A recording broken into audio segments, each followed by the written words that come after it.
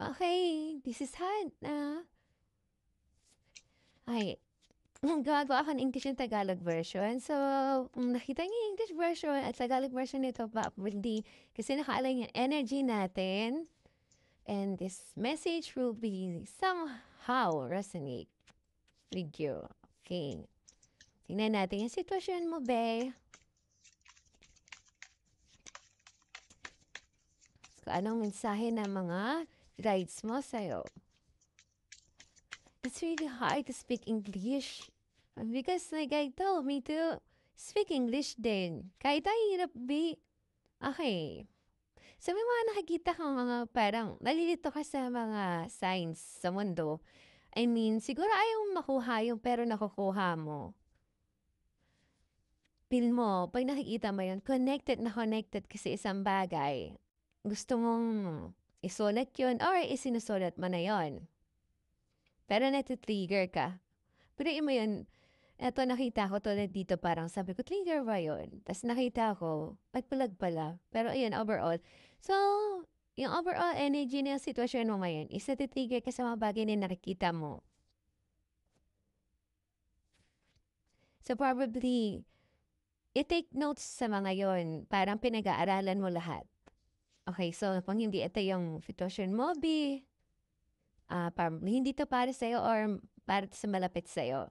Okay, thank you, Talent Angels. Ano po ang mensahe natin sa ating collective?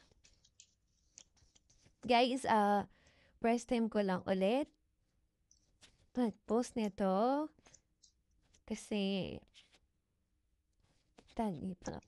nagsisimula ulit ako. Maraming po. Talent Angels, please guess one. Just siguro po.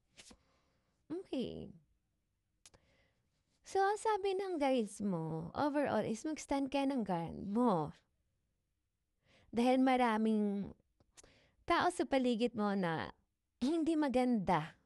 Lalo na naka-soul tie ka doon.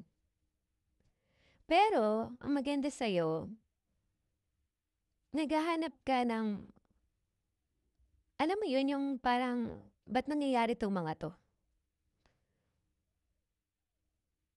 Nakakapag-isip ka na kailangan malayaan yung mga taong yun.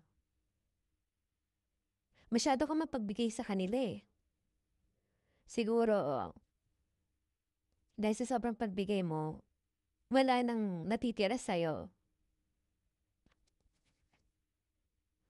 Pag pinagpatuloy mo yan, magkakaroon ka ng financial hardship. Kailangan mong abandonahin ang lumang kinasanayan mo.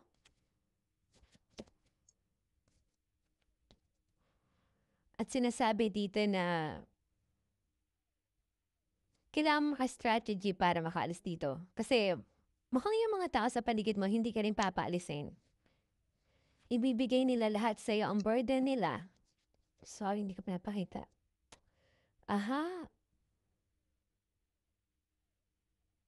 Kung ano man yung binubuo mo ngayon, ituloy mo lang. Magkakaroon ka ng judgment kung anong binubuo mo ngayon. Ngayon, kung mag-stay ka halimbawa sa toxic na pattern mo, so alam mo na ibig sabihin nun.